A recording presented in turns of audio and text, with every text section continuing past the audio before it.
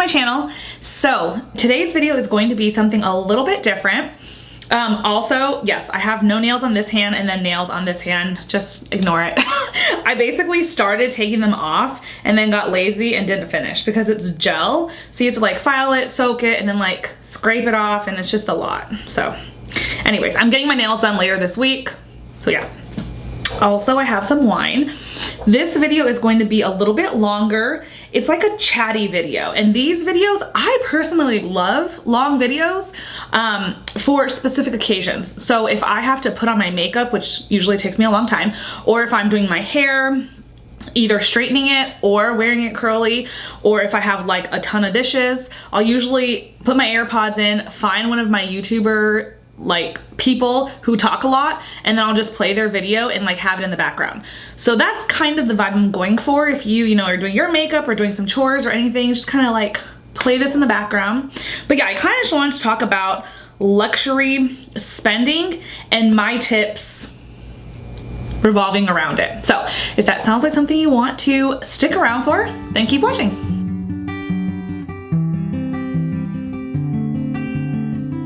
Okay, so I made a list of my tips, and I have them on my phone. So if you see me looking down, that's just because I have the list here. So 5 tips, and this is actually 5 tips that I think people should do before buying luxury. And I mean anything luxury, like not just purses, but purses, jewelry, clothes, shoes, anything at all, accessories. Because these items are costing so much money, and we all know if you're in the luxury world at all, you know the prices keep going up and up and up, and it's a lot.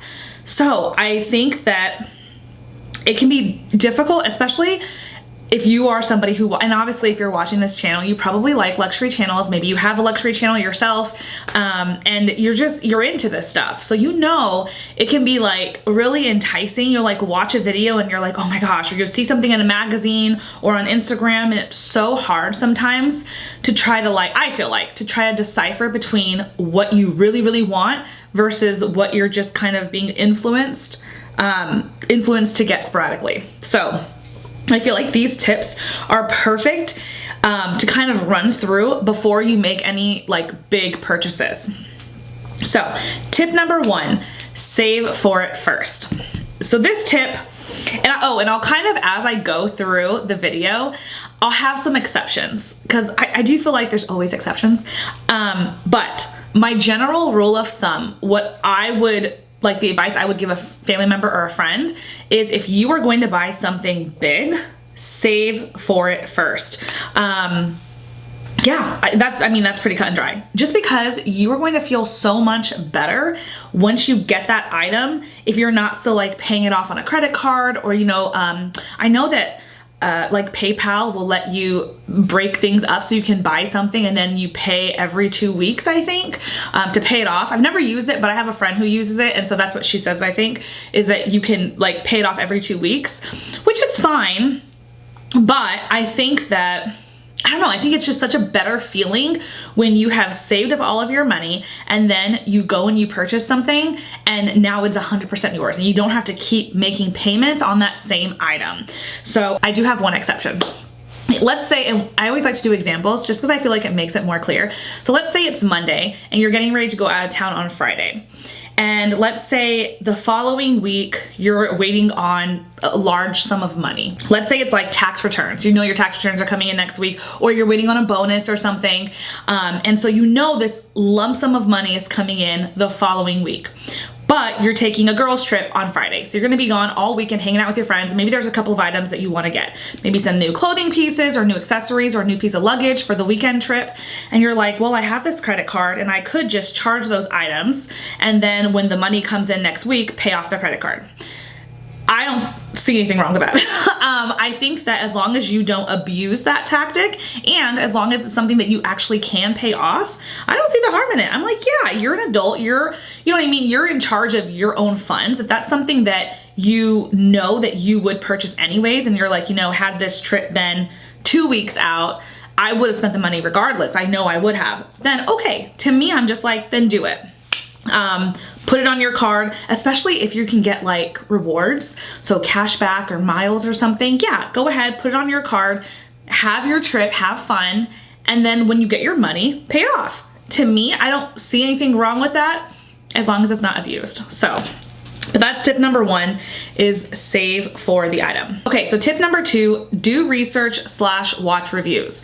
So for me, this is huge. And people in my personal life know this about me. If I am looking to purchase something, again, whether it's a bag, a purse, a scarf, whatever, I will watch no less, I promise you, I will watch no less than like 15 to 20 videos of YouTubers, or I might read reviews on it online, and just see what people have to say, because I want to know everything about that purchase. Again, we're talking about big purchases. I'm not talking about something that's, you know, like $100 purchase on Amazon. I'm talking about something that's thousands of dollars. I will look at it. I'll look at reviews. I'll look at photos. I might talk to, you know, sales associates, friends who have it. But mainly I actually use YouTube a lot, because I feel like no matter what you want, 9 times out of 10, somebody's made a video on it. Somebody has done a review on it. Somebody has purchased it. Somebody has talked about it. So you can kind of gain knowledge from their purchase and figure out what worked, what didn't work, if it was worth it, if there was any, like, I don't know, just hidden aspects of this item that you didn't notice, and just get a really good idea of whether or not this purchase is worth your hard-earned money. So I am huge on that. I feel like, you know, there's never too much information. And if you get so much information that you end up second guessing the item and questioning it, well, I feel like that's a good thing. Because for me, there are some items that I have been watching videos on and looking at for going on 2 years, and I still want them. Now, it's not necessarily that I'm like waiting on purpose and I'm like, oh, I have to wait 3 years. It's not that. 9 times out of 10 for me, it's like a financial piece. Like I'm waiting to like save up or make it work financially. But to me, the point is that if, you know, watching some videos can deter you from wanting this item, it's kind of like, how bad did you want it to begin with? You know what I mean? So yeah, I think that's a huge one. Do your research. Okay, so number 3, does it have a long-term home with you? Okay, this one, have some thoughts. When I say that, what I mean is this something that you personally see yourself liking long-term, 3, 5, 10 years down the road? Is this something that you think will still be your style, you'll still want it, and you'll still be happy that you purchased it? Now, again, exceptions to everything. If you are somebody who's like, no, there's a good chance that I won't like it in a year, but I don't care. Like, I have money like that. I'm fine. If that is you and you're like, no, I'm good, I don't care, I want it right now, I'm somebody who lives in the moment, this is my style right now. And I mean, it is a good argument to say like, hey, I'm constantly evolving, just like fashion and trends are constantly evolving. To me, I don't put myself in a box. I don't care if I don't like it in 2 years from now. Right now, I like it, I want it, I can afford it. If that is your state of mind, then I think that's fine. Like, just know what you want, and if you're okay with that, then be okay with it. For me, I am somebody, and again, I'm a little bit different. I think I'm a little bit more dramatic in this sense, but for me, I always think, so I'm about to be 35. I'm the kind of person that I'm like, when I'm 55, am I gonna want this? That's like, I'm looking like 20 years in advance. And the item, depending on what it is, like if it's a bag, it might have like torn apart before I get to 20 years. And that's okay, that's fine. But my point is that like, for me, I always think long term. Am I going to like this? Is future Paris going to like this years and years from now and be happy and fine with this purchase? That's kind of what I'm talking about. And I feel like for the average person who does have to save over weeks, months, maybe even years to get some of these luxury pieces that everyone's dying for, I think that's the average mindset. Is you don't want something, you don't want to spend, like, what does a Chanel bag cost right now? Isn't it like $8, I mean, depending on the size, but $8 grand, for maybe like a medium to a yeah, I think it's like the medium or the large, it's like $8 grand or something. Anyways, for that kind of money, I think the average person is thinking, I want to still have this Chanel bag 5 years from now, 10 years from now. Like, it should last me for a really long time, for almost 10 grand. So that's what I'm talking about. Just make sure it's something that you can see in the long run, that you're not wasting your money. But I do want to distinguish what I'm talking about versus something that I hear all the time. I hear all the time, YouTubers will say, don't buy trendy items, don't buy trendy pieces. Make sure you're spending your money on classics and timeless pieces. And I get that. I get where they're coming from, because the trends are gonna go out of style. And it's kind of, I mean, they're kind of saying, I think, the same thing that I'm saying. If a trend goes out of style, are you then not gonna want it anymore, you know, in a year or two? But what I would say is, I feel like that's not the right question to ask yourself. I think you should be asking yourself, not is it a trendy piece that's gonna go out of style? Again, I think you should be asking yourself, is this something that my style will like in the long run? Is it something that I will still like in the long run? Because I don't know, the way I feel is like, what if something is trendy, but you like it regardless of whether or not it's a trend? So it could be a trend right now and you like it, and then next year it might not be a trend, but you might still like it. 3 years from now it might not be a trend and you still like it, and then it comes back in, you know, 5 years from now and you still like it. So my point is, I feel like people shouldn't like focus so much on, oh, I have to like these type of items, I can't like these type of items because these are trends and society says these are not going to be in, you know, spring of 2022. Like, who cares? If you still like it, then you should, that's all you need to worry about, especially when we're talking about thousands of dollars, again, for luxury items, very expensive pieces. I feel like all you should be worried about is, one, obviously, can you afford it?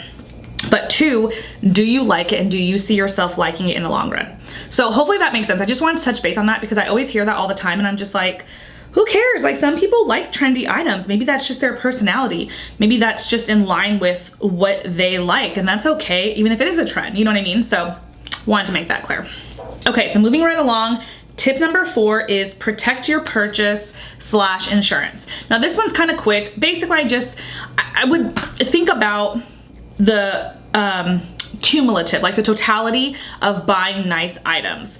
And so I think a good example is if you're buying, for instance, a nice purse. And this is something, I mean, you don't have to do this, of course, but this is something that I always do. If I'm buying something, I'm thinking about the entire purchase. So the item itself, I always try to get organizers to help keep the shape of my bag, to help with the longevity of it, helping, you know, keep it clean, all of that stuff. So that also costs, you know, wherever you go. Obviously, some organizers are, you know, more inexpensive, but regardless, it is another purchase. Are you gonna need a chain? If you're gonna add a chain to your bag, that's another, you know, cost to think of. And then with the insurance aspect, this is something I think is really important. Obviously, nobody wants to think about, you know, worst case scenario if something happens and, you know, you're out of town and somebody breaks into your home. But these are things that you have to think about. And some people, you know, we all watch the channels where people have like literally thousands and thousands of dollars worth of handbags or, you know, jewelry or whatnot. And I mean, it's a very realization. Somebody could break into your home. So I feel like you need to make sure you're taking those proper precautions. And someone might think like, oh my gosh, you're crazy. You're like, are you suggesting somebody get like an alarm system or something just for your luxury goods? Yeah, I am actually. To be honest, if somebody has like a ton of Rolexes or a ton of, you know, other jewelry or a ton of handbags, just make sure you're protecting your items and thinking about where you're storing them. Maybe you get a safety deposit box at a bank for, you know, those times when you are going away. If you don't have an at-home safe, maybe you get an at-home safe, maybe you get an alarm system. And then my biggest thing too is insurance.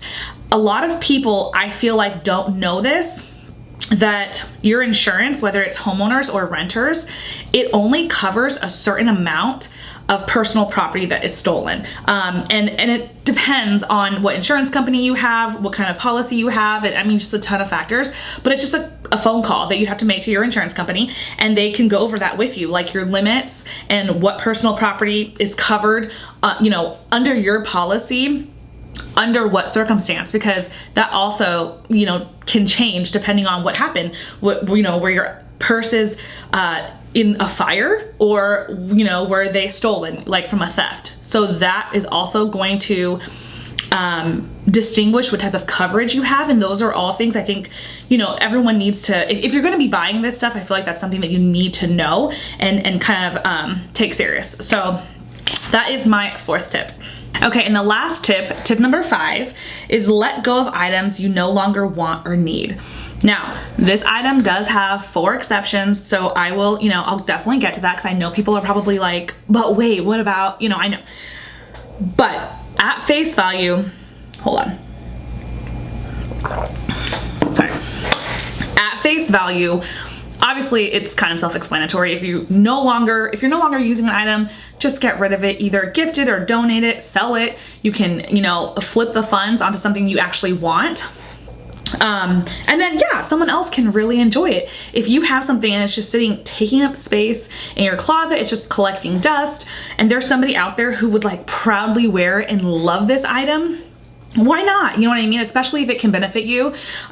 So yeah, I would say try not to hoard items, but exceptions. So first exception is special occasion / seasonal pieces. So these are items that, like, you know, a purse that, actually, I'll give you a good example. There is a purse that I don't want to tell you guys what it is because if I get it, I want to unbox it. But there is a purse that I want so bad. I saw it like a couple months ago and I was like, oh, maybe. And anyways, I still want it. So it's been a couple of months, but I see this purse. It's not an everyday bag, like at least not for me. It is most definitely, to me, like a New Year's Eve bag. Like that's what I envision it for. And to be honest, I really can't think of anything else like in my day-to-day life that I would use this bag for. Maybe like a bachelorette party, or like a girls' night out in Vegas. It's just a really flashy kind of bag. And some people might say you could wear that on a ton of occasions, you know, for a ton of things. Anyways, my personal taste is I kind of see this bag, like if I purchased it, I kind of feel like I might wear it once or twice a year, just being 100% honest, which I'm okay with. You know, it's just something to consider. But that's not what I'm talking about, because even if you wear it once or twice a year, that's once or twice a year. Like it has its place in the year, you know what I mean? So I'm not talking about that. Or, you know, so I guess it's kind of the same thing. Seasonal, like New Year's Eve, or if you have a winter bag, a Christmas bag. I know some people have like travel bags, or like they might have like their Disneyland bag or their Disneyland backpack, a specific bag or backpack that they take to like a theme park. Okay, that's not what I'm talking about. So that would be the first exception. If it's for a special occasion or, you know, a certain time of the year, it still has a place, I would say, in your wardrobe, in your life. You know, it's just not often. That's okay. Okay, so number 2, the second exception is rotational pieces. So a lot of people, I feel like in the luxury community, and I love personally watching these videos, but they'll do like their SLG collection, or they might even do more specific. So let's say it's a compact wallet. They might have, let's just say 4 different wallets, and from Louis Vuitton, and, you know, Chanel and Dior and, you know, Fendi.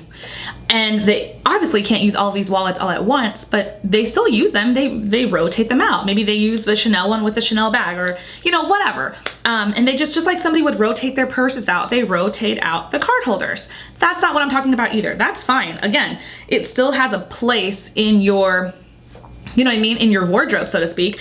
It's just not something that you're going to carry every single day. Totally fine. Okay.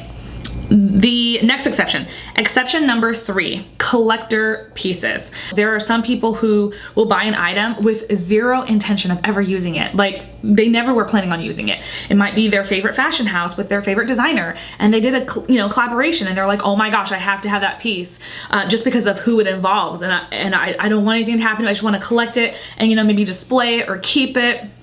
That's totally fine. Obviously, if you're like a collector, that's another story. And then the last exception that I think, I honestly think this is probably one of the most important, is sentimental pieces. So if something was handed down to you from a parent or grandparent, or for me, and actually, again, I'll save this. I'm not gonna tell you what it is. I'll save it for another video. But maybe it was your first luxury item. that you slaved away, you know, for, and you worked so hard and you're so proud, and it's tied into a lot of good memories. Or maybe your spouse got it for you and you're like, oh, because they got it for me, I will never let this go. And maybe it's not your style anymore, maybe you don't really reach for it anymore, but it has that sentimental attachment, so you're never gonna let that piece go. Again, that's not what I'm talking about. I'm not talking about any of those special occasion pieces. I am talking about pieces that there is no sentimental value. You're not collecting. I mean, none of that other stuff applies.